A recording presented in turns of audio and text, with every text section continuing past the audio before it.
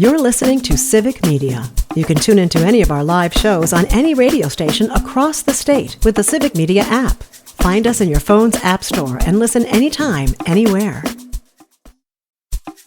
This is your WCFW Daily News Roundup for 105.7 CFW in Chippewa Falls and 93.5 The Tap in Eau Claire.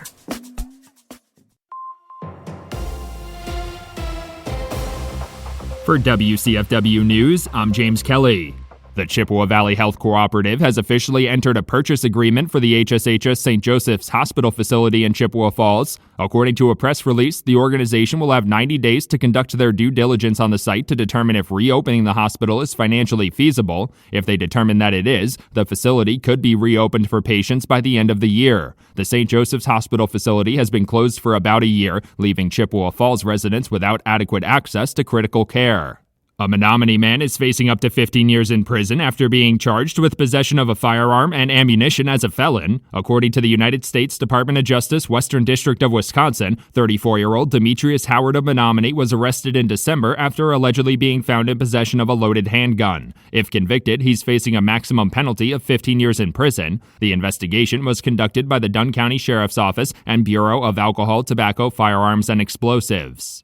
A Clayton man is facing up to 10 years in prison after being accused of accepting more than $36,000 for a contract project he never completed. According to court documents, 46-year-old Floyd Moen IV was charged with felony theft by contractor in Barron County Circuit Court last week. The complaint alleges he was hired for a project in Turtle Lake in 2019 and cashed a check for over $36,000 as a down payment for materials. A civil lawsuit filed by the homeowners resulted in a $37,000 judgment. The Wisconsin Department of Health Services is urging residents to take precautions as measles cases rise across the country. There haven't been any reported measles cases in the state so far, but health officials are concerned that residents traveling for spring break may return with the disease. They're advising residents to check on their MMR vaccine eligibility with their healthcare provider. They also say typical flu prevention methods like washing your hands regularly or wearing a mask in crowded spaces can help prevent the spread. On Wednesday, a Wisconsin appeals court ruled that disabled residents are not allowed to receive an absentee ballot by email. Last June, a Dane County Circuit Court judge ruled that emailing the absentee ballots was allowed. That decision was appealed by Republican lawmakers, pausing the ruling through the November election. Wednesday's ruling also means disabled voters will not be able to receive their absentee ballots by email for the April 1st election. Currently, only military and overseas voters can have their absentee ballots emailed to them. As the weather starts to warm up, Wisconsin Department of Health Services officials are reminding residents that it's time to start looking out for ticks. According to a social media post, DHS officials say ticks are already becoming active even though it's not technically spring yet. They're advising residents to use EPA-registered insect repellent, wear long sleeves and pants, and check for ticks after spending time outdoors. More helpful information on tick prevention methods can be found on the Department of Health Services website. The town of Washington is once again collecting signatures from residents in their pursuit to incorporate into a village. The town began the petition last summer in an effort to prevent any further land from being annexed by neighboring Eau Claire and Altoona. During their first petition attempt, the town secured over 600 signatures. They voluntarily dismissed that petition to make technical changes to it and are now planning to start the signature collection process again over the next few days. The annexed land was taken for housing projects. An upcoming fundraiser hosted by Forever Fit will benefit the Feed Our Kids food backpack program in Rice Lake. The Climb for Kids fundraiser will take place from March 24th to March 28th, during which participants will be asked to set a goal for how many flights of stairs they will climb on a stair-stepper exercise machine. They'll then be asked to collect pledges or make their own donations based on how many steps they climb in a 30-minute session at the event.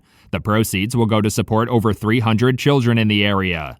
The Wisconsin Department of Natural Resources is warning residents to check fire danger warnings before outdoor burning as wildfire season arrives. According to a press release, the state has already seen around 170 wildfires this year, burning over 450 acres. Officials say that's about 4 times more wildfires than usual at this time of year. They also say fire danger will be on the rise this weekend as warm temperatures clear lingering snowfall and some dry weather and gusty winds move across the state. Attorney General Josh Kaul has announced Wisconsin will join another coalition of states filing a lawsuit against the Trump administration, this time over planned layoffs in the Department of Education. On Tuesday, the agency announced plans to lay off about 1,300 employees, or about half of its workforce. The coalition requested a court order to stop the dismantling of the department, arguing the layoffs are illegal and unconstitutional. Wisconsin has joined a number of lawsuits accusing the Trump administration of overstepping its authority. For WCFW News, I'm James Kelly. The Bucks sink the Lakers. Hi, I'm Mike Clemens with sports. Bucks at the Lakers at Fiserv Forum. LA without LeBron James. But Luka Doncic had 45 points. The Bucks still won by 20. 126-106. Milwaukee's Kevin Porter, 5 of 7 from the three-point line. When we put the pieces together on both ends, it's going to be very hard to beat us. And that's kind of what we're just trying to figure out. Definitely had some lapses on defense and offense, but we'll take this game every night. Men's college basketball, the Badgers take on UCLA today in the Big Ten tournament. Wisconsin with a 70-63 win over Northwestern to advance. In New York, Marquette tonight against the number 1 seed St. John's in the Big East. After beating Xavier 89-87, Shaka Smart on Stevie Mitchell, sparking a come-from-behind victory. Such a unique player. You can't quantify it. He willed us to come back when we were dead in the water. I love the guy. That's head coach Shaka Smart with Sports on Mike Clemens. On your entertainment beat, I'm Pete Schwaba. If you're headed to the theater this weekend, there are lots of new releases to choose from. Personally, I'm most excited about Black Bag, a spy thriller and the latest effort from Steven Soderbergh, which stars Michael Fassbender and Cate Blanchett. The film is currently drawing a 96% on Rotten Tomatoes. Black Bag is rated R, probably for coolness. Another film reviewing well that opens this weekend is Novocaine, which is being labeled an action, mystery, comedy thriller. That's some serious bang for your genre buck. The film stars the red-hot Jack Quaid as a man who feels no pain and is trying to rescue his kidnapped girlfriend, played by Amber Midthunder. And if you want to introduce your kids to your favorite cartoon heroes of yesteryear, check out The Day the Earth Blew Up, a Looney Tunes movie. Porky Pig and Daffy Duck team up to save the Earth from an alien invasion. This is the first ever Looney Tunes fully animated feature film released in theaters. The film is receiving a 90% on Rotten Tomatoes. Let's have fun at the movies. Glenn Powell is not by any means desperate for work. In addition to filming a remake of The Running Man and Top Gun 3 on the horizon, Powell has just signed on to a new film called The Natural Order, a sci-fi thriller about the search for eternal life. The production is in the talks with Mufasa, the Lion King director Barry Jenkins. Jenkins also directed 2016's Moonlight, for which he won an Oscar for Best Director. Kelly Ripa and husband Mark Consuelos are often referred to as the cutest married couple ever around their dinner table. The overly perky co-hosts of Live with Kelly and Mark are great at self-promotion, and this time it's because Consuelos did a segment on the show with his fly open. The supposedly accidental open zipper became obvious when he leaned back in his chair. Producers thought quickly and moved to the next segment, which is called Stump Mark, which is a perfect segment name for a guy who forgets to pull up his zipper. Kelly Clarkson was absent from her own talk show for almost a week, causing fear in her fans that something might be wrong with her. Co-hosts filled in so that a TV-watching crisis was averted. Reps for the Kelly Clarkson show said that Clarkson was dealing with a personal matter that had nothing to do with her, which makes absolutely no sense. Kelly's fans flooded social media, taking time out of their extremely busy days to demand to know what was going on, until one social media user finally set things straight, saying, "Hey y'all need to understand this. Kelly does not owe y'all an explanation for her absence. Y'all can just stop." Does anyone else feel less intelligent now than when I started reading this? Do you think they'll tease the heck out of Kelly's return? I see a ratings bonanza for Kelly right around the corner, y'all. Big news from The Masked Singer, as the identity of the singer in the Space Ranger costume was revealed. Who cares? For more showbiz fun, tune in to Nightlight with me, Pete Schwaba, weeknights from 6 to 8 p.m. on the Civic Media Radio Network.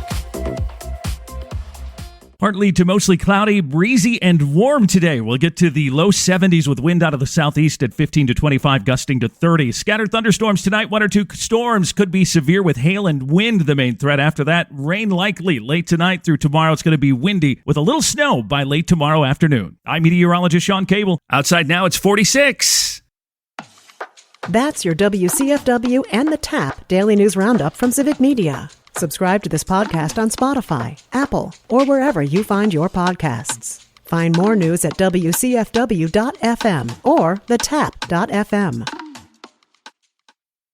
The national news cycle never stops. but it can be hard to find news about your local community. Civic Media is dedicated to providing quality local and state news coverage across Wisconsin. With the Civic Media app, you can get notifications about local stories that matter to you and your community. Find the free Civic Media app in your phone's app store and choose notifications from the menu to tell us what kind of news you want to hear about.